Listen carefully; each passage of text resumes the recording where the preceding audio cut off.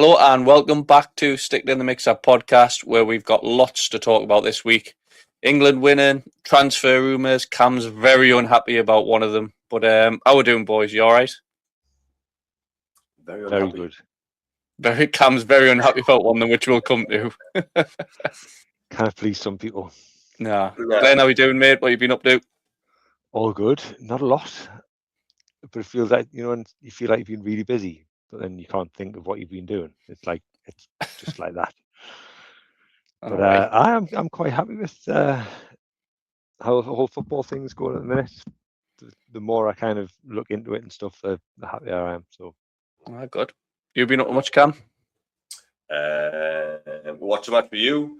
We ate about 9,000 calories between us. Disgusting. Yeah, I can't believe we finished that box of cereal just in 2 bowls. Just before we came on there, I said to Glenn, we got a box of Crave, which he was impressed with. He was happy with that. And I said, Cam came in, he literally half the box, so had a full box of cereal in one sitting. You don't get very many in there, like. Nah, it was just a small box as well, like cheapskate. But nah, it was good. And we had some chocolate and then we had ice lolly now. All to keep well awake. I forgot about that. A Whisper, a full bar of white chocolate lolly. Jesus. And he kicked off at 10 o'clock. It's late there. To keep awake, you'd think it kicked off at 2. Should have seen when he fell asleep. Oh. Not with your finger. How about you? All good. Lived it. I was just saying to Glenn, I moved the caravan up to its home on Sunday, so that's going to be fun. But not all good. Had Daddy daycare meet. Yeah, I can't wait to meet them all. Had Daddy daycare today, which was hard. They're at school, aren't they? No, not yet. Nursery, but not today. But grandparents are away, so I had to take a holiday to babysit my own kids. Whoa. Right, let's get it. You, sir. It's hard work. Right, let's get into the wheel. I have changed the picture, and this'll kind of lead us in nicely to asking you to put that thing back on that you've just took off, Cam. Oh, wait. Let's see. Whoa, it's class that. Oh God. My goodness. I'm lost for it. Glenn, hold on, Glenn, you got anything to say about this hat? It's very Brokeback Mountain. I'll take it. But what I'll also say is when Hunter came round on Saturday, it's the first thing you have to put on. What was I? It was because that was all you were wearing. You didn't watch the match. I wasn't on my head either, and it stayed up without any hands. You didn't watch the match. Yeah. Oh well. But yeah. Billy Ray Cyrus on repeat. Class picture that. Right, here we go. Let's see what we've got. I am balls deep in my cowboy era, like. I know. Yellowstone is unbelievable, like. Oh, Glenn's. You'll love this one. Best goalkeeper in the world current. That is a hard one, that. Yeah. Go on, Glenn. I'll let you start. Just start by chucking a couple of names out, I guess, that quickly spring to mind. There's not many, to be fair, now, is there? I'm just trying to think off the top of my head. You've got... Who've you got? Like Donnarumma, Raya, Martinez. It's a struggle. I think just from watching the World Cup, the standard of goalkeeping in the World Cup has been horrendous. I don't know whether it's just because it's you get such a concentrated amount of games that the errors stand out, but there's so many, basic ones as well. Even just the recent games, Lamans, I felt sorry for because he kind of just spilled that one. But when you come off the bench, you don't have a chance to warm up. But even before that, I think Courtois was a mistake. I forgot about him. Courtois, his was a mistake pushing it back into the box. So there's just been so many. Pickford getting beat at his near post, and I know it doesn't even matter if you get beat at your near post, but it was a poor one, and then letting the cross in as well. Like, just, I think we've probably mentioned there. One of them will probably come out as the best, but I think the standard recently has definitely dropped off since the likes of like Neuer's not in his prime and stuff. Like, Alisson's not in his prime no more. yeah, Alisson as well. Like, I think he's still living on past glories. He's a rough got one, lush isn't hair it? though, hasn't he? He's got lush hair. I mean, he He's a does look good at looking Hey, fella. he's a does proper look good. man. And in fairness, like, he's probably still up there. Like, if you think of some of his like performances, like, I think the one away at PSG, was it not last season, season before, and he was unbelievable, and they ended up nicking it at the end. It was Harvey Elliott scored or something off the bench, and he was absolutely phenomenal. So like, there's always potential for them to have like an absolute blinding game, but I don't know. There doesn't seem to be one where you think he's absolutely unbelievable. There's no standout keeper that's setting the world alight, I don't think. At the World Cup, I think that one of the most impressive keepers is the Moroccan keeper? Is it Bunu? Bunu, yeah. I thought he had a good tournament. Kobel He did from in the last one as well, though. Yeah. He got a big move. He got a big move on the back of the last tournament. He went to Saudi, didn't he? Kobel from Switzerland. I think he's decent. I don't know. I'm sure he's in the German league, isn't he? Aye. Is he not Dortmund? Dortmund, Kobel. Aye. Yeah. I mean, for me, like a keeper that I watch a lot is Kornaceki. Obviously, he wasn't at the World Cup, but he's like a keeper I'm always impressed with. He never does out bad. That's just loyalty, yeah. But you don't watch him, so you wouldn't know. If he was that good, we'd see him. You have to turn the telly on. I know. I don't see him. In the Premier League, I mean, who is any in the Premier League stand out? I mean, even if you think of like the best teams in Europe, so Bayern have still got Manuel Neuer. PSG, they chop and change, don't they? Aye, they bought Chevalier when they got rid of Donnarumma. Paid like 30 million euros. He's been on the bench, and then they've been playing that, like, is it the Ukrainian kid or the Russian kid or whatever? He looks awful as well. Obviously Real Madrid got Courtois, so they're pretty set. Barcelona have got Juan Garcia, who signed, and he put Stegen on the bench. Oblak from Atletico Madrid. He's good. Yeah. I think he gets a bit of a bad rep as well, I think. I don't know why. He never gets applauded, but he's always solid. Yeah, he's always recognised as one of the better ones, isn't he? But I think it's why you don't hear from him that often, because he goes under the radar. He just does what he needs to do. And I think that's Atletico Madrid, and all of them, innit, really. Yeah. You don't get none of them get like the star treatment. What about Mike Maignan? No, he's fucking terrible. No.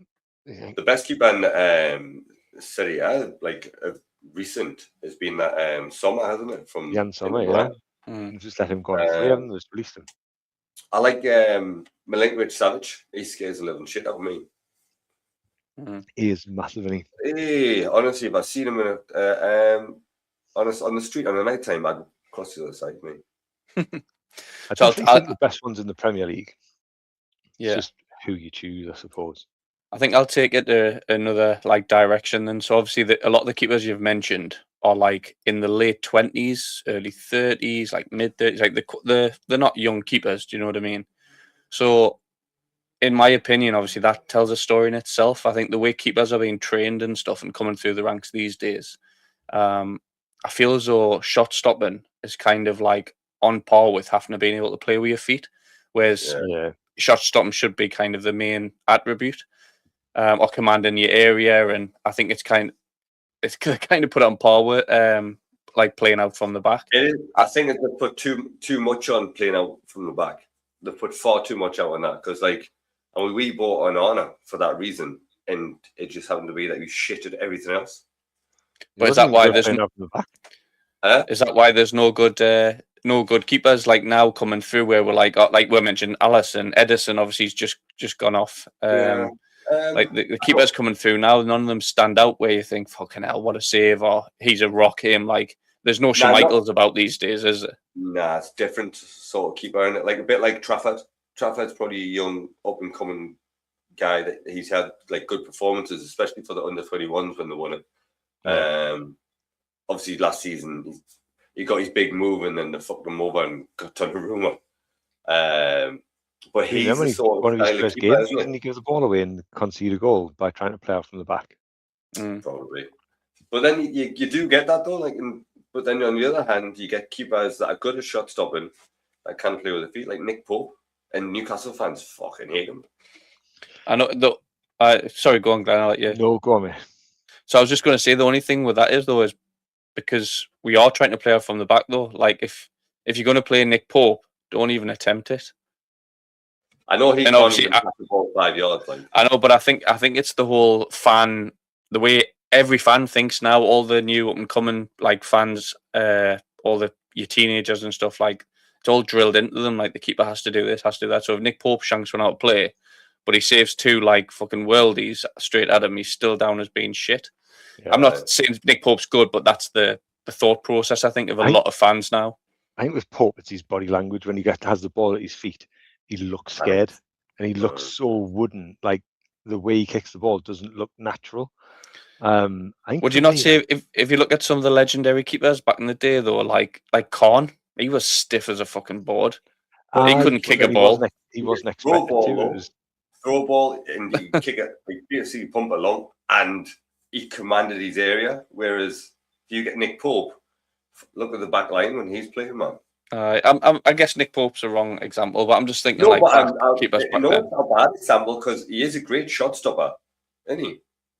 Oh, he was. Well, but none of the keepers, like you said before, are like big sort of keepers, like the likes of like even Pepe Reina and like you said, Schmeichel, David James. Like none of them. Like, David James. Maybe Milinkovic-Savic at Napoli is probably like the biggest one, isn't he? Different profile of keeper now, isn't it? They need to be a little bit more athletic than they probably were.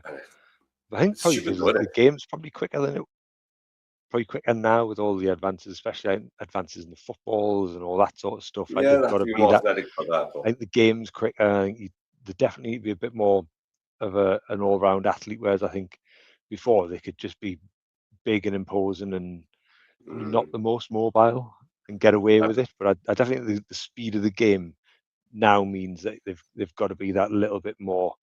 Is it the speed of the game though? Or is it just the ball? It's a bit of both. I think the game's definitely the ball obviously goes all over, doesn't it?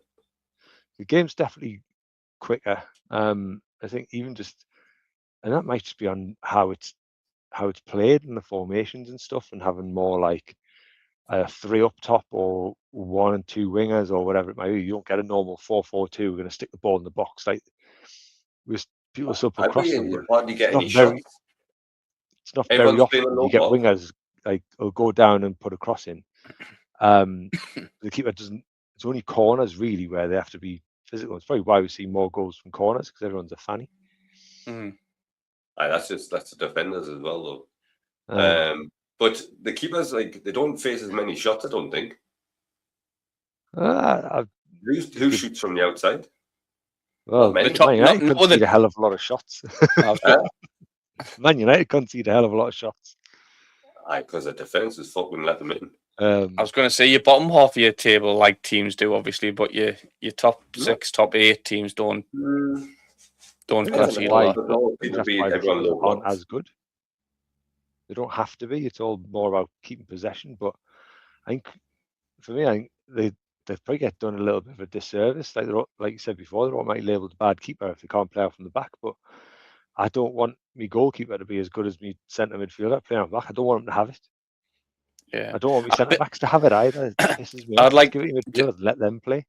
Yeah, the happy medium, I think, is Donnarumma.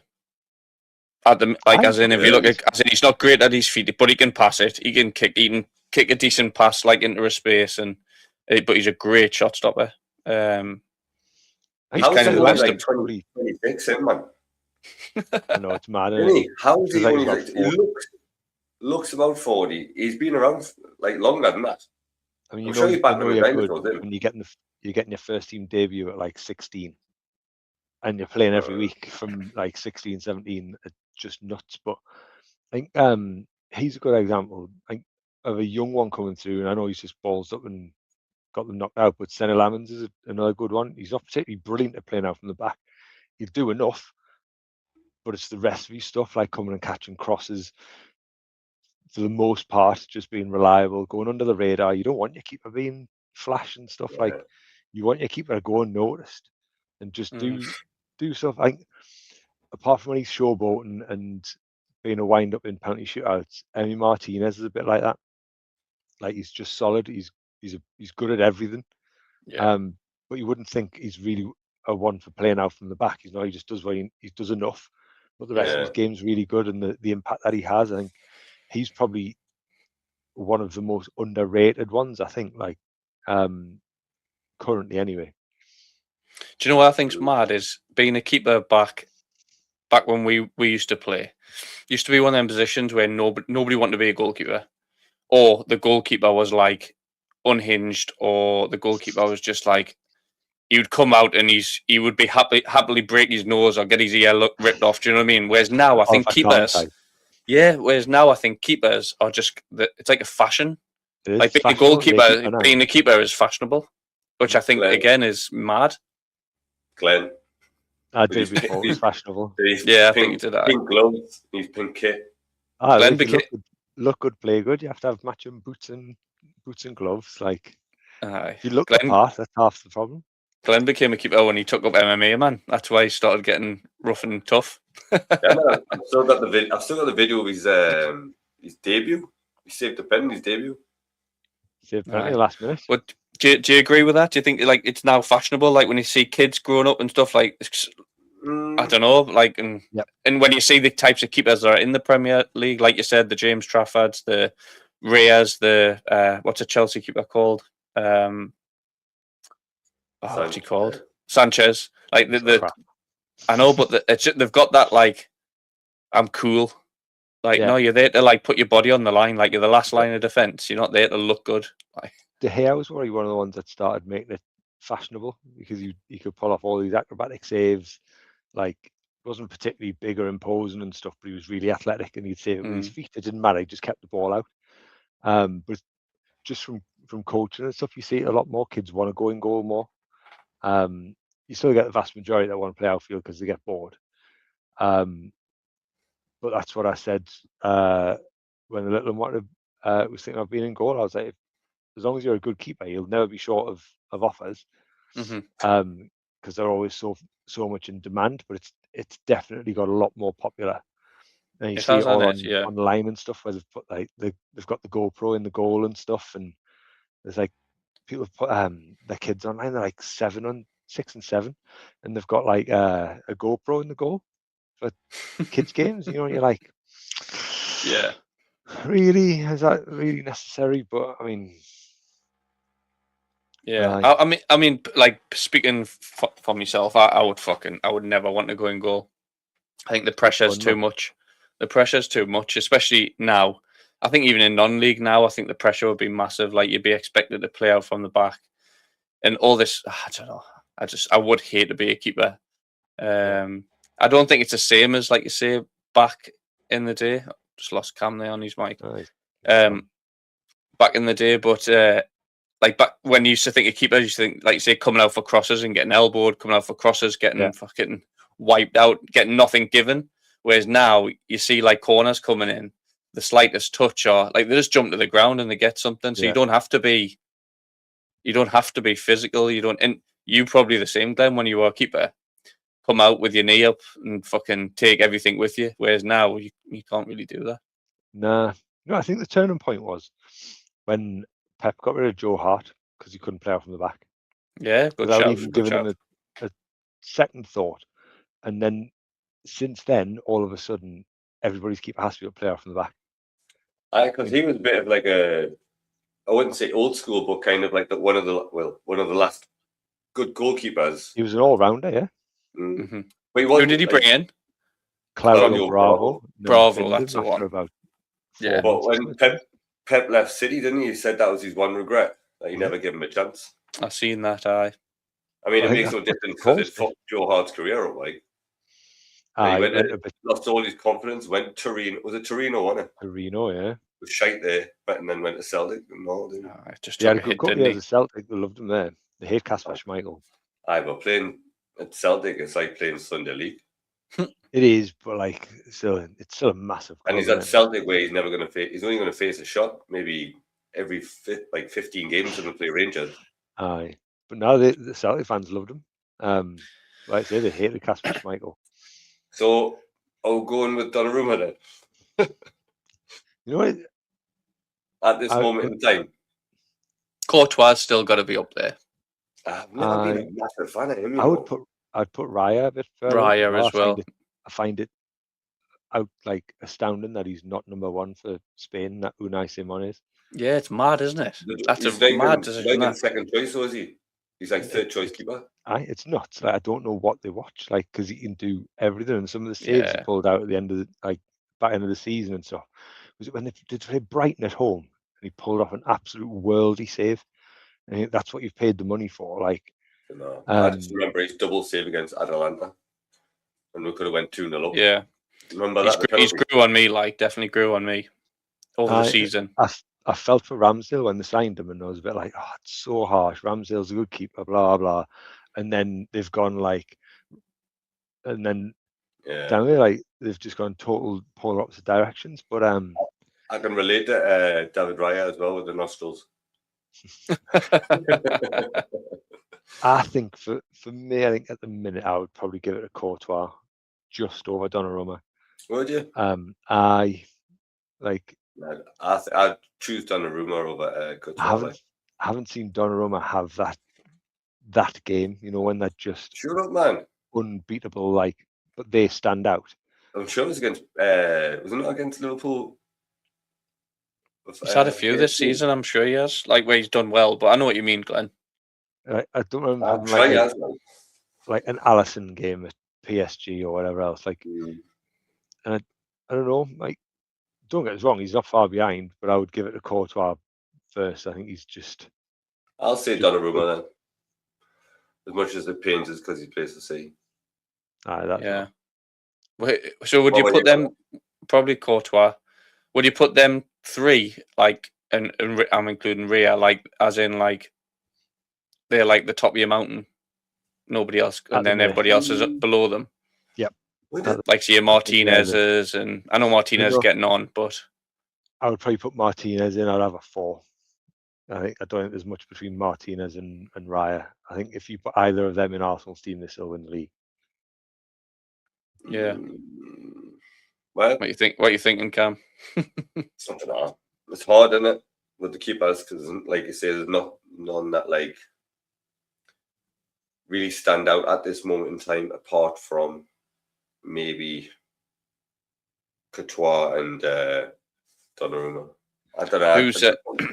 Raya is getting there. When you look backwards, though, and you look at when the times we're talking about, there probably wasn't that many more brilliant keepers then, but I just think they were probably just better goalkeepers. So when you think back to Schmeichel, you had Buffon, the 90s. Aye, 92 2000s. There was lots of good goalkeepers. It was the likes of the ones that you mentioned in the Premier League, like Brad Friedel and people like that. But in terms of the top goalkeepers at the top clubs, I mean, even when Barcelona were in their prime, they had Victor Valdez. He wasn't brilliant. Didn't need to be because they never lost the ball. But but I think that's a bit it's harsh because I think some keepers could have played for top clubs. One keeper that I always hated to play against. You see Escalainen? He was definitely underrated. Honestly, he must have saved about 20 shots every game. Put him in a good team. He doesn't have to do that. Do you know what I mean? But when he's playing for Bolton, you're going to face more shots you're automatically going to concede more. You He put was. Peter Schmeichel in that Bolton team, you're going to concede more. Shea Given was a good keeper around that time as well, and but I suppose going back to your point about goalkeepers getting a move and stuff to one of the better clubs. Martinez was at Arsenal. They had him on their books and left and went to Villa, and has then just skyrocketed just from Sometimes playing at a slightly lower level. I think you've got to find your club as well. You've got to find your club, because look at Tim Howard, like at United, when he had a good season and then he let that goal in against Porto and never recovered. Yeah. Went to Everton and he became a absolutely solid keeper, didn't he? A good fit. I think with keepers and stuff, I think keepers have to feel the love, because they get pelters from everywhere else, and it's a horrible job. Like, there's no person for 90 minutes sitting there or standing there shitting yourself every time the ball comes near you that you're going to drop it, or the ball's going to trickle under you or whatever. It's awful. And then when it does, there's no hiding place, and everybody will give you grief, or they'll turn around and they'll give you the look. And I'm talking from experience here, and there's nothing worse. Like, you just want another shot to save so you can kind of get over it and hope that you win the game and it's not going to cost you. It's an awful position to play. I wouldn't play it. Definitely not. Who's right now? If you had a choice now, then for United, I'm talking any keeper you want, past, present, who would you take? Schmeichel. Keeping in mind the way the game is at the minute, and Schmeichel couldn't kick a ball either. You can throw it though. Do you know what I mean? Like, would you? Probably better, like, with his feet. And Van der Sar was probably just as good. I'm on about anyone though. It doesn't have to be a Man U keeper. Just anyone. Would you? Yeah, no. I'll probably Buffon. I had Buffon me in my head. I don't know. Like, I think Van der Sar's a good shout. Fucking brilliant. And he's about 9 foot tall. Van der Sar could do it now as well. I mean, he had the frame. Yeah. He was calm. Like, the impact, he just radiated chill throughout his back four. And I mean, Peter Schmeichel was my absolute childhood hero, along with David Beckham. But for the purpose of this, he was a childhood hero, and so it would be a toss. It'd be one of them two. But I think if we're looking at who'd have a bigger impact now, who would you bring into your team now? I think Van der Sar would be a shout. Prime Neuer. Yeah, he was really good as well. I mean, he scared the living shit out of you, because he's on the halfway line half the time. I know. I couldn't play like that. You've got to have uber confidence to pull that off and do it well, because you just play right on the line of risk and stupidity. There is one we haven't mentioned, who I think I should mention, just so his name's out there. But I wasn't really everything you won. I wasn't really his biggest fan. Was Casillas. I was impressed with him. He's a good goalkeeper. Of course he was. He was captain of Madrid and stuff. But yeah, I was never his biggest fan. But I had to mention him because he was up there with them keepers back then in the 90s. Very good, especially for not being the tallest either.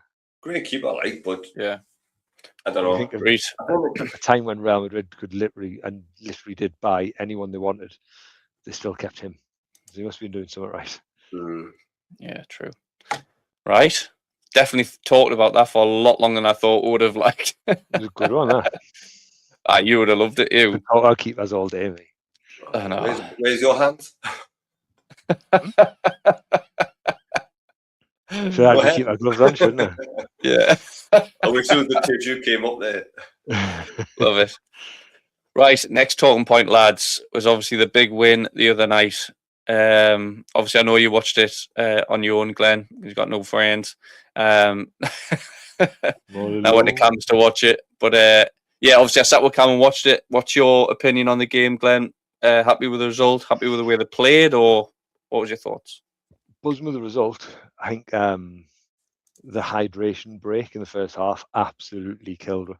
But we started the game so well, and it just broke the momentum. And I hate the hydration breaks. They're just pointless. Yeah. I mean, especially when they're having them in an air-conditioned stadium. I know this one wasn't, but when they play I've played games in Dallas and stuff, and the inside temperature is fine because it's aircon, and they're still having a hydration break. Like, get in the bin. Should only be done for extreme temperatures. But that brought Norway back in the game. I thought, I mean, they had nothing at all until then they miss-hit that cross, and it's gone over T-Rex's arms. But I think they just slackened off a little bit and got punished. But it did really well to get back in the game. The first goal was brilliant. I thought he took it really, really well. And he wasn't having his best game until then, Jude, either. He was kind of he was on the periphery a little bit, but I suppose that's what good players do, isn't it? They stick in and they win it in moments when you're not necessarily playing brilliantly. I'm just going to rewind it back just to that Norway first goal really quick, just to get your thoughts on, like you said, Pickford. Do you think he should have done better? Mm-hmm. Yeah, I think even when it goes over his head, I don't think he thinks it's going in. So I don't know whether he's in the wrong position. So it's gone. Yes, he's not expecting. He's expecting the cross, so he's probably cheated a little bit to come out and get it. But then when it goes over his head, he almost looks surprised that it's gone in. I don't know whether he was just not as far as aye. So I don't know whether he just thought it was going wide or whatever. He didn't quite look like he got his positioning right. But so yeah, it's poor. I think it always is when you guys get beat by a cross. But do you not think though, Cam, when you watch it in real time, how hard that left winger hits that ball? Do you think we're doing it a bit of like injustice, as in real speed? It's one of those, isn't it? No, it's not a shot. It's not a shot. Oh, it's not a shot. I'm just saying, as in we're doing Pickford injustice, as in like considering how hard he's hit that ball. I know Pickford's moved his hand, but you can see it all the way though. Yeah. I get your point. I think I'm with you. I'm just because he had such a good view of it. He's trying to cheat it a little bit, and once he's mishit, it could go anywhere really. Like, but So for me, I'm the same with Glenn in regards to the hydration break. I didn't think we started greatly. I thought there was about 5 minutes spell just before the hydration break. We had a couple of like chances. We were playing good football, and then went to that, and then we'll see like Norway seemed to like go on attack mode, and then our back four just crumbled under like the slightest bit of pressure. Konza isn't the right back. He's done well, like what you can do, but I really hope Reece James plays in the next game. Stone's the most comfortable person on the ball. He looked like Maguire Rabbit years ago. Rabbit in headlights, wasn't he? They all got better as the game how went much on. time he thought he had, considering he had a player on his back. Yeah. And then like Pickford, I thought Pickford was terrible with the ball at his feet. I thought Nico O'Reilly's getting found out. I think he's getting helped a lot playing for City at left back because they don't defend. Do that much defending. And when he does, like they play with like a three at the back with that floating left back, don't they really? Mm-hmm. And I just think he's getting found out. I think we made it hard for ourselves by overplaying. You could almost sense when Norway were going to get something because they were just shoveling shit. It was like, I'll give you a crap pass, then he was going to give another crap pass to the next kid, and then the next kid got a crap pass. And I don't think the midfielders Norway just gradually kind of went up and up and up and up. Mm-hmm. And so, Rice wasn't. Neither one of them, Rice or Anderson, have had a good tournament. I don't think Anderson's been particularly brilliant. If you watch a lot of the stuff they do, it's all sideways. Like they're the ones that are just there when they haven't got in down one wing. They'll recycle it. It'll come out. It'll go to Rice or Anderson. Then he'll pass it to the other one of them, and then it'll go to the other wing. Oh, we were getting pissed off for Rice, weren't we? Now? Yeah, which is okay though, Glenn. What you said there, which is okay. Which is okay if you've got one of them, but if you've got two of the fuckers doing it, that's when it gets frustrating. Like you always because if you come up against a team that's got two fullbacks and two wide midfielders that get back and kind of double up, England are going to have nowhere to go. So because Rice and Anderson won't break the lines, so then he ends up changing it. And he brings on like Eze. He loves Eze for some reason, and he's done shite all. Then he drops Jude, so you miss Jude playing in the 10. I think his changes messed the balance of the team up for quite a while. Yeah, we said the same thing. Right back, I thought. Yeah, like putting And Rhys Rhys James James in are centre right midfield is an absolute insult to centre midfielders. Yeah. Stop playing your fullbacks in midfield. They're not midfielders. Well, for a reason. we had Spence at left back, who's a right back. We had Rhys James at centre mid, who was a right back. We had Nico. No, wasn't And not a Nico right Riley. back, a centre back playing right back, Yeah. Centre back playing right back. And attacker mid playing left mid. and about 5 number 10s. Oh yeah, playing Rogers anywhere came we had on, played space. left mid. Aye, it's just daft. And I think once Rhys James went to right back and came out in midfield, and it looked a little bit more settled, but it just seemed like you overcomplicated it a little bit. Anyway. all the finalists though, like we look like the worst team. Aye. Like we haven't had like a good moment, I don't think, in this tournament where we've looked like a good team. Not a team, I don't think. No. Other than the Mexico defending We've had side. a good goal, Yeah, moments. and a Yeah. good like that, but we haven't had a good moment, like as in like bossing the team or possession or some good moments, football. isn't it? We've had a good moments. Yeah. pass. Let's jump back on the positive train then. So we'll come back to Bellingham's first goal, which personally I thought was, I don't want to give Gordon praise, but his pass inside was good. But it was all about Bellingham. Like people were saying how good that pass was. It was all about Bellingham. Yeah. What's your thoughts on it, Cam? His first touch, he just takes it directly where he wants to go. I mean, that left foot swing, like it was a good swing, wasn't it? Put everything behind it. His foot was way up in the air and all, and he landed on his arse. He's done well to keep it down. It was just quality, which we hadn't seen up until that point. No. And it was the you only forget how good he is, don't you? Because you don't get to see him every week with him playing in Spain. You forget how good he is, and compared to a lot of the others, he is like that step above. Even when he got out of like positions where he had like 2 men on him, and he'd like do a trick to get past them, you're like, fucking hell. Like, if you think about when we used to watch it 10 years ago, that was quite common. You don't see that very much. He puts the graft in, though, doesn't he? He covers Does the yards. It gets to about 75 minutes and he's dead on his arse. Aye. But like, you'd much rather You that. don't mind that? Nah, you don't mind yourself in the ground, because at international level, you should have good players that can come on and make a difference. Caleb's dead on his arse from about 5 minutes in. Doesn't he? He looks shattered, doesn't he? The pair of them link up really well, though. I like where Kane comes deep and he's automatically looking for where Bellingham is. But when you know, we haven't been brilliant. We've had brilliant moments, but I think Spain don't look great. I don't think Argentina look great. No, they're suspect at the back. They're 100% beatable. I don't think they're not anywhere near as good as they were 4 years ago. There's only France that worries. But we'll be playing against 12 men though on Wednesday. Yeah. It is rigged. It's rigged. The World Cup is rigged.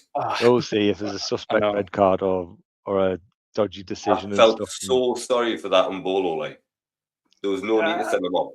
No, there wasn't, but he's trying to cheat one, hasn't he? Aye. He's just going over. He's just like, I'm just going to have to try and buy a foul. His first yellow wasn't a yellow, though. You've got to be better at it, though, haven't you? Like, but the ref gives the free kick, so he is good. But the way, when they've got like 9 cameras on him. Aye, but when you look at the replay, he's miles away from it. It's like he's left his leg trail and he's searching for someone with it. It's horrendous, but complete it's not clear and obvious error. It was awful. You know what I mean? It's not clear and obvious. It's not like a dangerous free kick or a penalty. It's literally on the touchline. It's in a nothing area of the pitch. Like, it wasn't going to have that big an impact. I get what you said. Yeah. So the most I would have done would have just been like reverse the decision of the kid getting a yellow card if it went to VAR and like had to get involved. And have a word with them and say, like, you know, if I just had been more of you've got nothing left. A game changing situation, like you've got one more, and that was harsh. And back to England then, back to bad decisions. Glenn, I'll come to you on this one because I know Cam's thoughts on it. Is the penalty for England, DJ, as I like to call him, when he come on, unbelievable run. That's not what you were calling him when he was coming on, like. Well, when he came on, I wasn't calling that. When he did that, to be fair, he had a fucking great game when he came on. I've just ordered his name, England, top with his name on the back yesterday. Yeah, what was your thoughts on the pen, Glenn?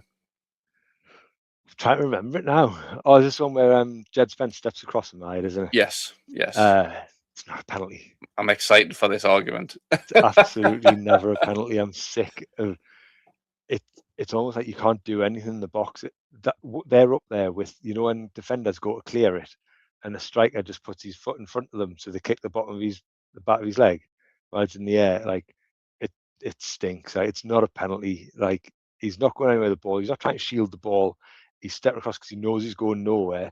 He's stepping across to win the foul. Like, he's stepped across to shield the ball. He didn't. The ball's miles away. It's right. He was going absolutely. He's running out of traffic. He's got knout on. He can't shoot because he's awful with the ball. And he's looking for it. This is the only reason why. Like, I agree with Cam on this one, as in, which we'll come to, but because when you look on social media and stuff, it is 50-50, as in a lot of people are seeing what you're seeing, Glenn, and a lot of people are seeing what we're seeing. So maybe they have come to the right decision because it's not obvious. But in my eyes, I think I'm with Cam. I think he's stepped in front of the man, but the ball's right in front of him. He's shielding the ball, in my opinion. I don't think he's like stepped in front just to get contact. I think he's stepped in front so the defender can't get the ball. Way down. As soon as his leg is across, but he gets clattered from behind though to go down, in my opinion. Nah, that's why he's put his leg across to make sure he got clattered. It's not. He's not being fouled. He's creating the. It's cheating. So when you're coming through, when you're playing football at a young age, as a striker, as a winger, you get told run across your man. Run across your man. When you get the ball and you're dribbling, run across your man. So that's all he's done. Anywhere else on the pitch, that's a free kick. No, it's no better than a dive. Like, but he touching it. Because he's in front of him. It's not for him to get out of his way. Yeah, no. Well, so nah. Like, honestly. We're going to talk you around, Glenn. We're going to talk you around. It's just a glorified dive. It's just the way the game's gone. Like, cheats have just... See, I'd agree with you if the ball was nowhere near him and he's kind of stepped across and waited for the contact, but he hasn't. He's stepped across and been hit instantly. The contact's coming and he's already going down. Like, he wasn't shielding the ball. You telling me that? Why else would he put his leg across? He's shielding the ball. Because he sees him coming to try and win the penalty. He's manufacturing it. It's cheating. He's manufacturing the contact, yes. It's no different to like a striker running through and when they hang their legs and see the keeper coming. Or they I think it's different to that. No, I think it's different to that. Completely different to that. Concept. It's not. It's just of course cheating. It is. It's not. It's just cheating. Move on. Moving on. You're going to move on because you're in the wrong and you just defend it. See, that's what I could say. This is white, and you would argue it's a different color. But that's why I said when we started talking about it, if you look on social media, there is a lot of people on the fence. As in, there's a lot of people saying one thing and a lot of people saying what we're saying. That's why I thought it was an interesting argument because we've got that comparison between the three of us. But anyway, yes. So the winning goal, Cam, what was your thoughts? Obviously, Roger's done his job. Jude was the only one, as we said, that was actually give a shit and moved. Jude was the only one when we watched the highlight. Like, when you look back and they slow it down, you're like, and did Harry Kane or nobody else fancy that rebound? But it shows again, like, he's class. Yeah, he just anticipates like the keeper doing something which you taught as a youngster. You meant to anticipate your keeper's going to make an error. All good strikers should anticipate this. Especially Harry Kane, no way to be seen. He might have been if he didn't keep taking the ball off the centre backs. He covers some yards as well. Maybe if he didn't keep taking the ball off the centre backs, he'd have a little bit more left in the tank. Well, then that's his stupid fault, isn't it? But nah, he's good. I felt for the keeper though. Huh? I felt for the keeper. Nah, I didn't. But Morgan Rogers, that's the only thing he's done the whole World Cup. I didn't see him after that. No, he didn't do much when he came on either, did he? No. But Bellingham, he took it well. I mean, you can't say anything else really. It's good. He took it well. Yeah.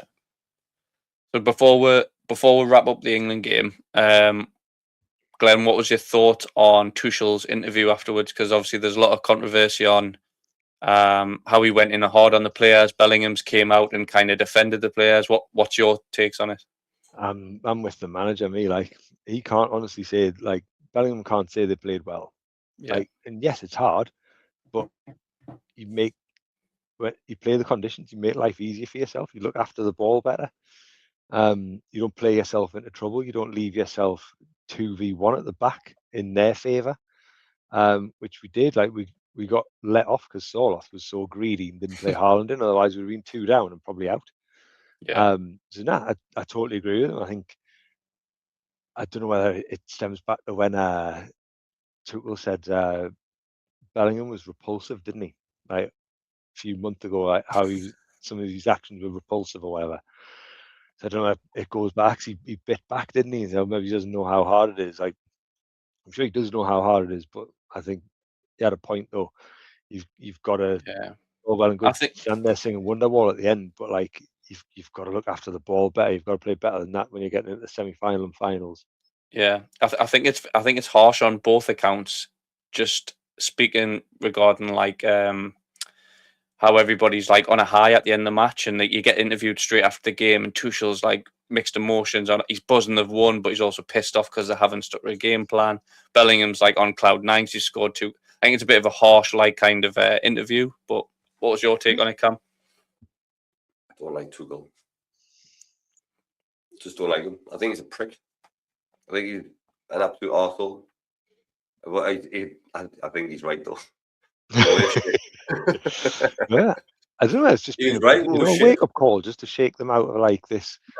We're unbeatable. We can do what we want, and maybe you just saw bits of like we haven't played well. We haven't played well at all. Yeah, But I think you know what it is the problem with England, right? We qualify that easy when we dominate all these games because we play San Marino 9 times every qualification.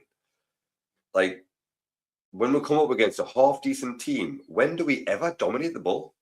Yeah, ever? No.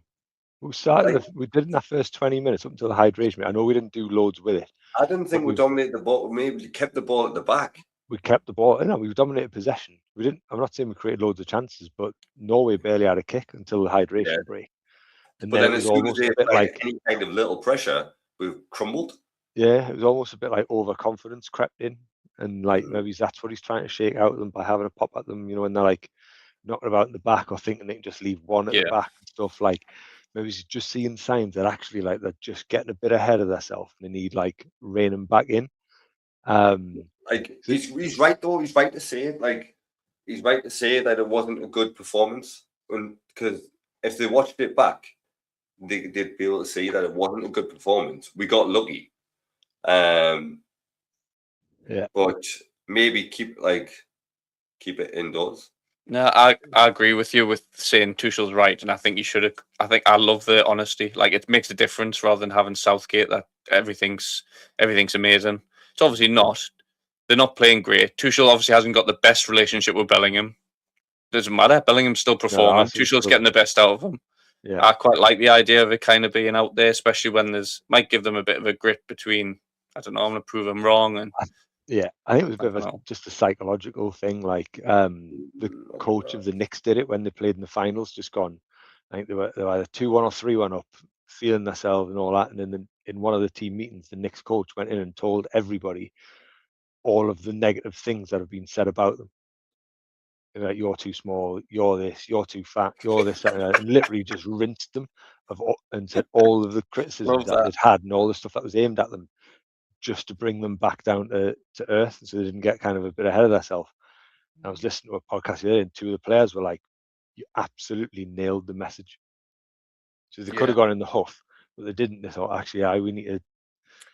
But that it depends, because they could be players that have bought in to that coach, and you've got to know your audience. If Tuchel doesn't have all the players on side, that it could go the other way. Like fuck you.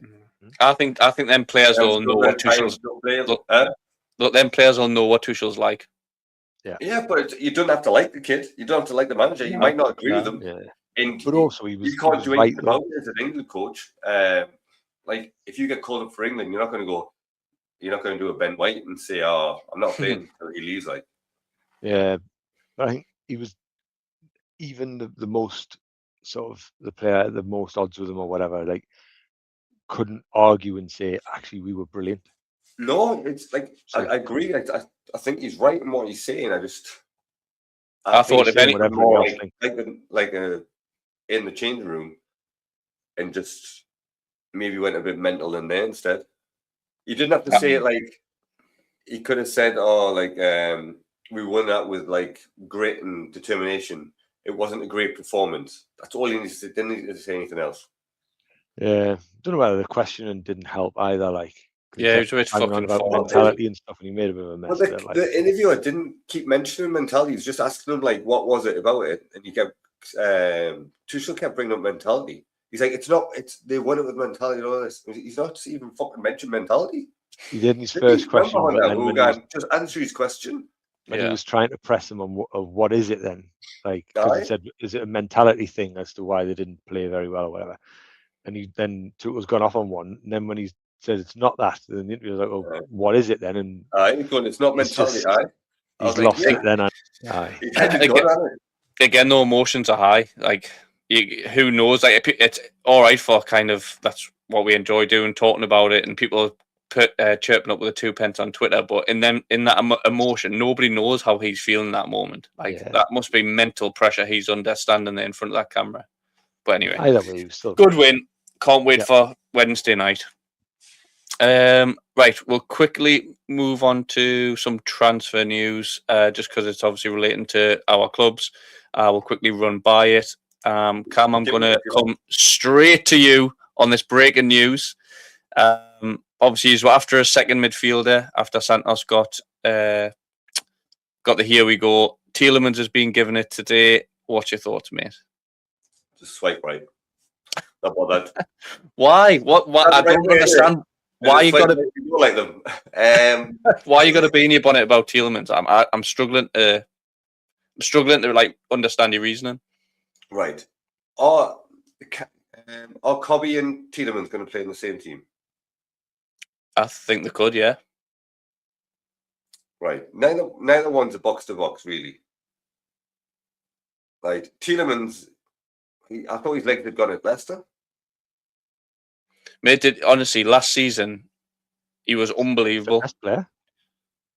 He's good on the ball. He's good on the ball, but like Casemiro's like second half of this season, right? Casemiro is probably one of our most important players.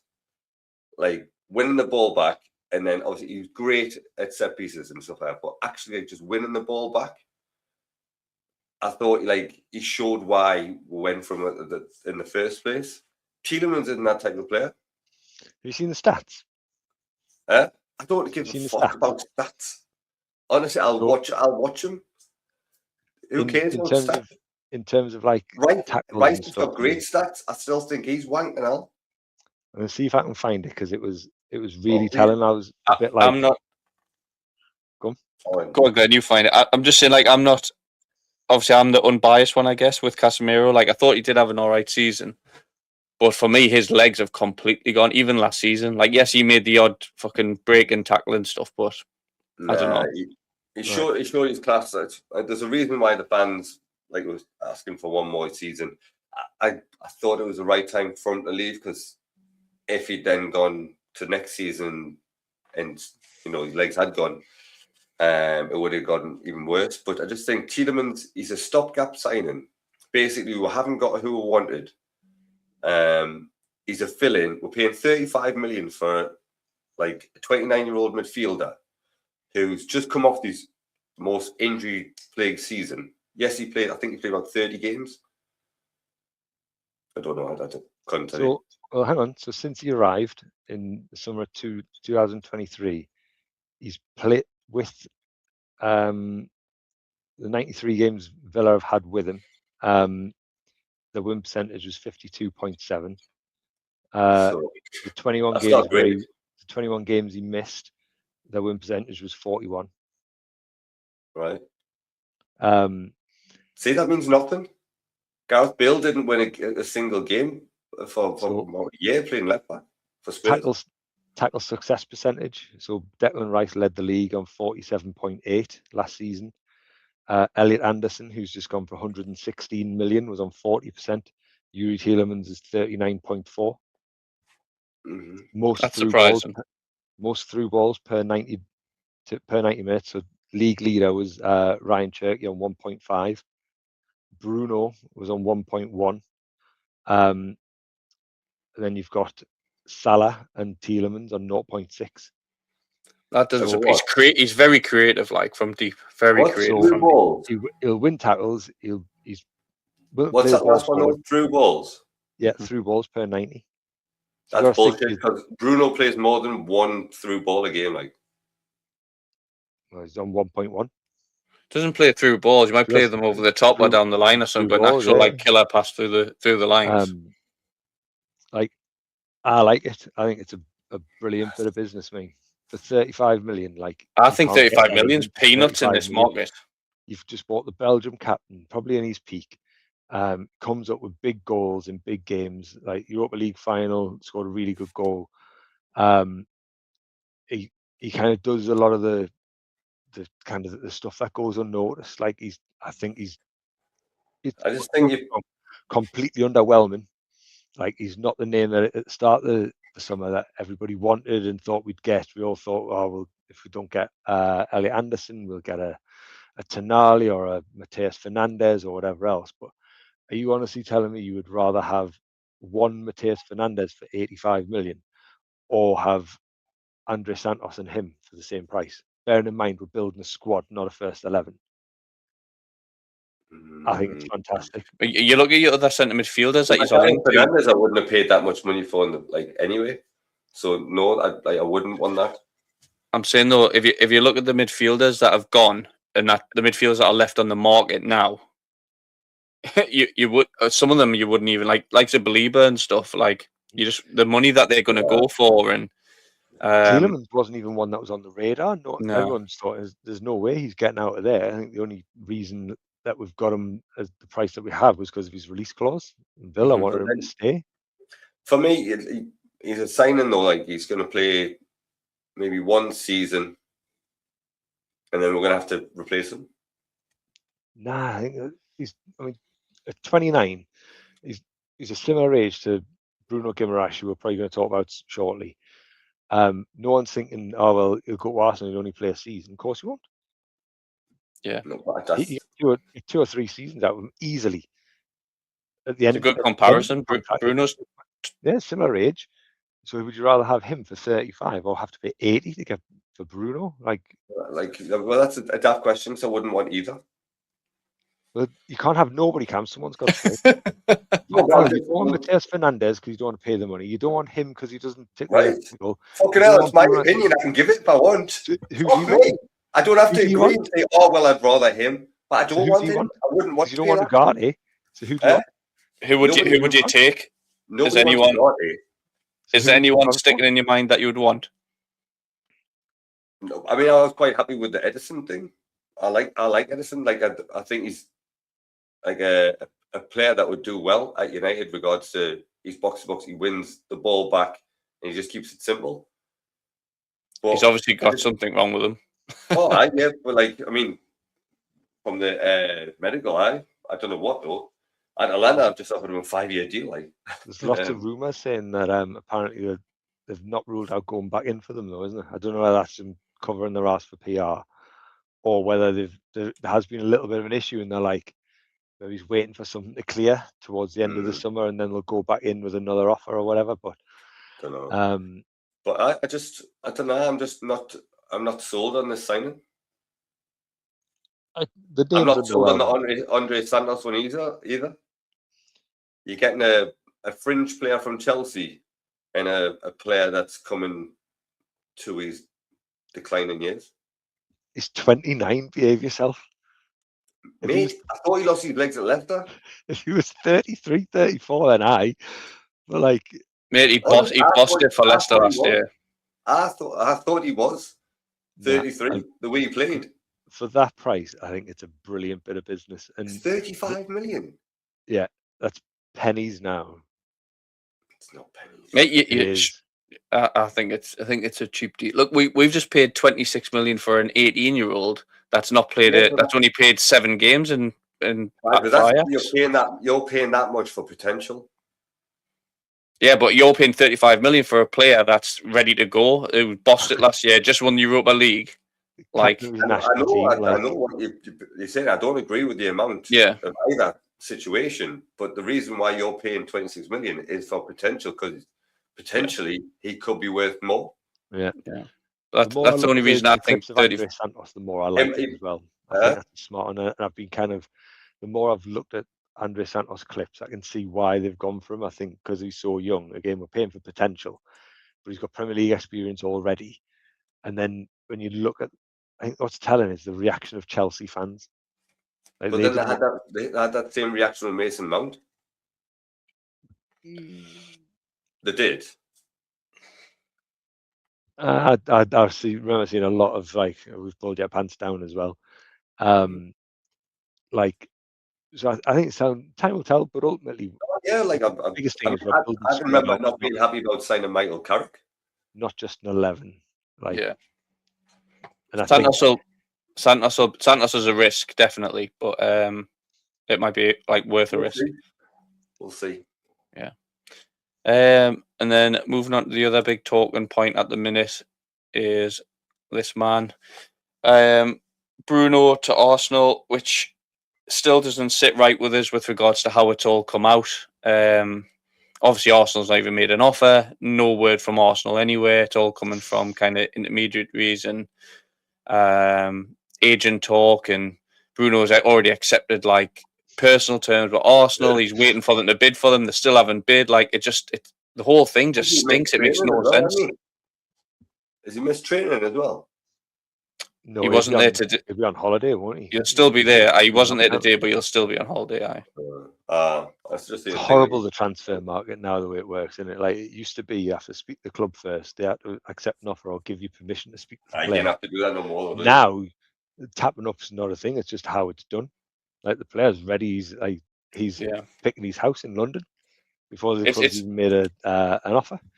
To be fair, though, this one here is what I said is in the group chat is a lot of people are sticking the toys out the pram with it. But for me, it's as a club, if Arsenal are going to pay 75 million onwards for him, how can you say no? Yes, I get it, he's your club captain and stuff, but how can you say no? He's 29-year-old. He's got 2 years left on his contract. Every fan before this came around kept on saying Newcastle, we need to sell at the right time. We've kept a hold of Willock, Murphy, Shaw, like players like that we've kept a hold of for too long. Trippier even, maybe it's a year too long. None of them players had offers, that's why. No, but they wouldn't. Well, we never even touted them out. Like, we've kept a hold of them all for far too long. I agree it's the right time to sell Bruno if you get that offer, but I can see from a Newcastle standpoint, like, it says quite a lot about your club if you sell Tonali, you sell Gordon, and you also sell Bruno Guimaraes. Like, you're trying to bring players in. Look at that Swiss guy that's just gone to Villa.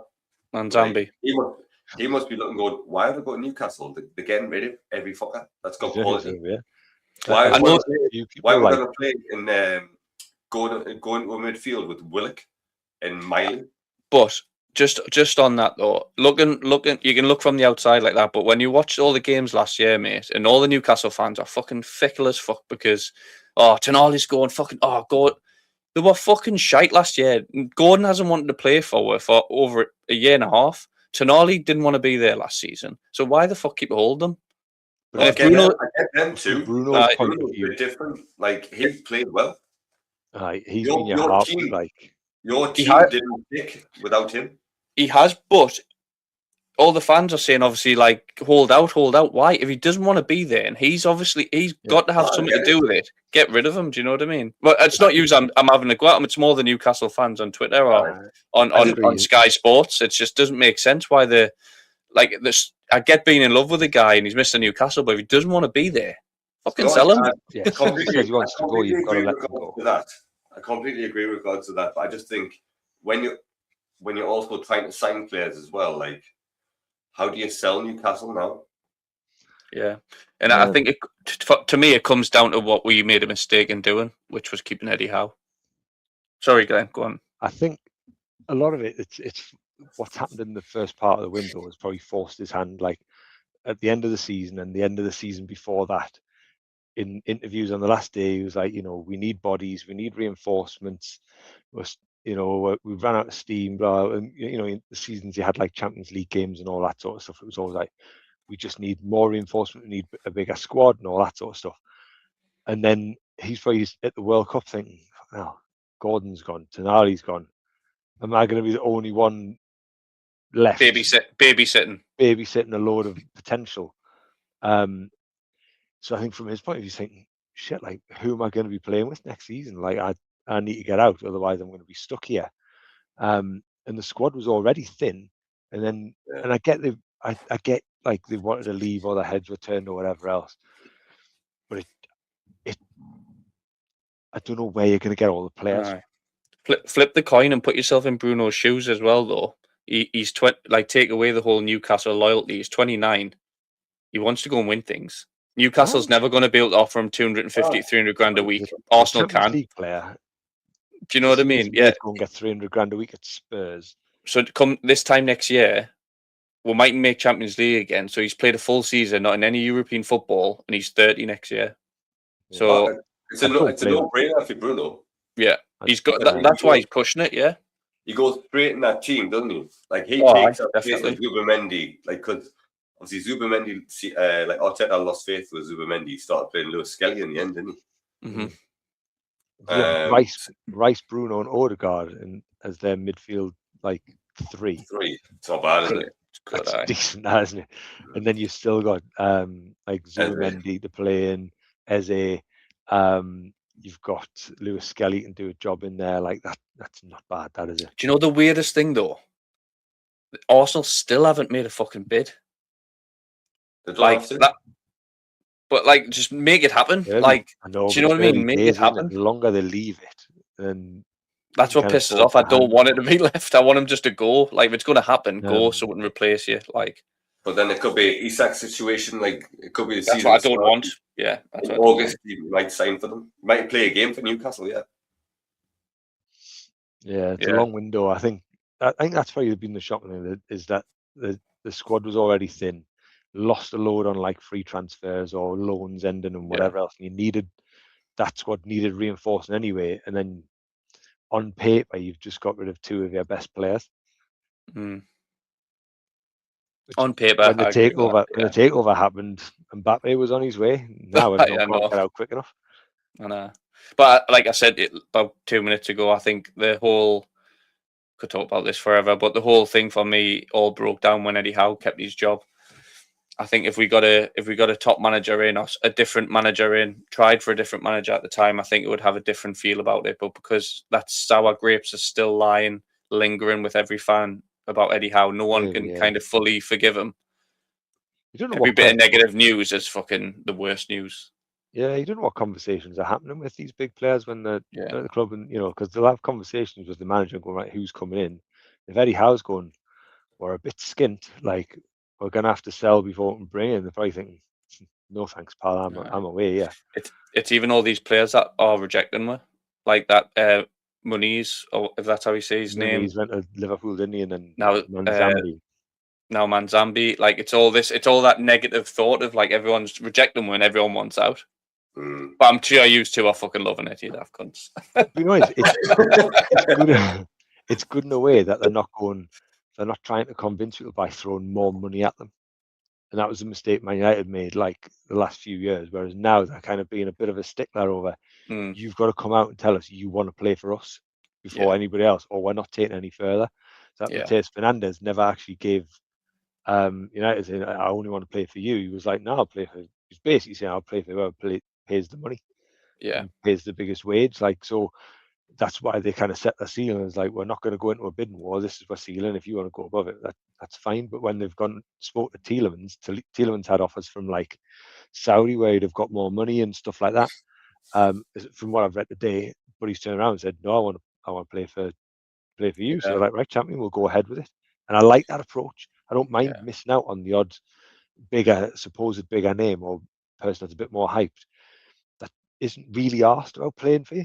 Yeah. I'd much rather people come in and go, "No, I want to play for you." Like, you see the impact like Cunha and Mbermo had last season. Both of them said, "No, I'll play for you." Cunha was really vocal about it, and he was brilliant. I think that's why the Tielemans things from me looking from the outside is exciting because of his comments saying that it was his dream to play for Man U, which again is like massive. I love it. I'm more excited now than I was when all this big centre midfielders were going, because I didn't think Tielemans and people like that were like out there. But now when you look at the squad and you think, actually, I can see, like, when you've got an FA Cup, you don't have to play the same 11 every week. So Yeah, it's good. And I think the fact that we're buying lots of centre midfielders with one of the best centre midfielders of the past 20 years as the manager, like, I think it works wonders. Like, I'm excited. crazy, isn't it, how much there's still to do in this transfer window. Like, when you think about the teams, even just our two clubs, never mind any other club, how many signings we both still need. It's it's mad. But anyway, anything else said on the transfer market? What else to say? Nah, No. all good. Are you all right, Cam? Lovely. Thought you were going to put your cowboy hat on and just sit back with it over your face. Talk about excitement of the Tielemans. Just wait until he scores a fucking screamer in the first game of the season. You'll be like, "Oh, he's class! I'm getting him on the back of me top." That would be Cam's midfield. Cam in a cowboy hat and Kobe Manu. Cue the bar well, then. I don't know. Like, I'm not sold on Tielemans. I'm not sold on Andres Santos. Yeah, I can watch clips all day long, but I watched clips of Minuccio and he was shy. Minuccio, fucking hell. You're doing Tielemans a disservice there, like. Yeah. No, but you know what I mean? Like, anyone looks good, and that's the first thing we do, don't we? Like, you get linked with the player, you go on YouTube. And we could talk about Tielemans for another 3 hours, I think, and not convince you. But yeah. Right, so we'll come on to Filth of the week. So I've stuck with, well, it's not a World Cup goal, but it's a player that's took some stick in the World Cup. So I thought we'd try and build him back up, which is Cristiano, just because he's took so much. He's took so much stick in the World Cup. So I thought I'd just bring it because he listens. Yeah, bring one of his goals back just to give him a bit more to remind everyone how fucking good he is. But I'll quickly add it, which is proper stick it in the mixer. How high and how long does he hang up there for, man? Ridiculous. Header. It's stupid, isn't it? Like, crazy. He's jumped as the players crossed it. Like, so he's still. I love how he's leaning over the defender. Like he's getting a bit further down because he's gone too high. Like, he's hit bones in the defender's ear. Like, it's just your traditional forwards will be like that on top of them, or like climbing on top. His hands are like a salmon, like by his side. Remember Peter Crouch, man, grabbing the dreadlocks in the World Cup? It was the World Cup, wasn't it? He grabbed the guy's dreadlocks and headed the ball in. I can't remember. He was like 7 foot tall, even in that class, man. I'm not sure if I mentioned actually what goal it was there for anyone that's not listening on YouTube, but obviously it was the Cristiano Ronaldo. How can I even describe it? The best header he's ever scored against Sampdoria. Yeah, left like a salmon. Yeah, definitely. But anything else to add, lads? Actually, I tell you what, I'll get your predictions for Wednesday, and we'll come back to it, and hopefully we'll get a pod done before the cup final if we're in it. But predictions for Wednesday, Glenn. What's your thoughts, mate? 2-1 England after extra time. Cam? 3-0 Argentina. Oh, shut up, man. You are so negative, you. Honestly, I can't. I used to be the negative person. You're asking for a prediction. What I want to say is like 3-1 England. But I just 3-0. I think we'll get better than that. Fucking hell. Yeah, if it comes in though, you'll be like, yeah, good shout. And to be fair, I was so negative at the start of the tournament. I said we wouldn't even make it out of the group stages. But look at every knockout game so far, right? We played who is it? DR Congo. We got lucky, right? Did I? West has chance. Got lucky in the last game. I don't know if we played the one before that, but we got lucky against Norway. I just think we'll come up against a half decent Argentina team. Yeah. What's yours? I mean, that way I miss that positivity. 4-0. No, I'm hoping for a 2-1. No. Not a hope. Not a hope. Wait, what's your prediction? I'm gonna be controversial, and I think we'll get beat on pens. Just me being positive then, champion. Yeah, this squad. I think we'll get to the final. I think it'll be taught how lucky we've been. Do you know what will happen if it does go pens? Right? If it does go pens, Kobe and Manu will get on the pitch, and because of everything that's happened, he'll miss his pen deliberately. Yeah. No, he'll miss his pen. It's just remember in that last tournament, man. Rashford missed, Sancho missed. I think it's too good for us. We've got a lot other than Pickford, who's fucking shite at saving penalties. I think we've got a lot of good penalty takers in the squad, not just the 11. Who? Go through the team, but in the squad itself, you've got Gordon, who takes pens, Kane, Bellingham, Saka takes pens for Arsenal. Saka missed in the last tournament. Yeah, we've got Harry Maguire though. You've got Declan Rice, who strikes a ball. You've got Reece James. You couldn't get past the first man. Every set Priestley took on Saturday. Then you've got first man, the penalty. You just have a keeper. Coming off the bench, you've got Ivan Toney, you've got Rodgers, you've got Eze. I think we've got a lot of good pen takers. But I still think we'll get beat on pens. Anyway, I don't like your attitude recently. You've been disgusting. You're so positive. You berated Newcastle all last season, and then this season you think you're going to be class, and you sold everybody. Newcastle top 4, Bologna second. Right, we're going to wrap that up there then. Second bottom. As always, give us a like, share, and follow on Instagram and YouTube, and we'll hopefully be back before the cup final to give our thoughts and predictions. Catch you later. See ya. See ya. Very me.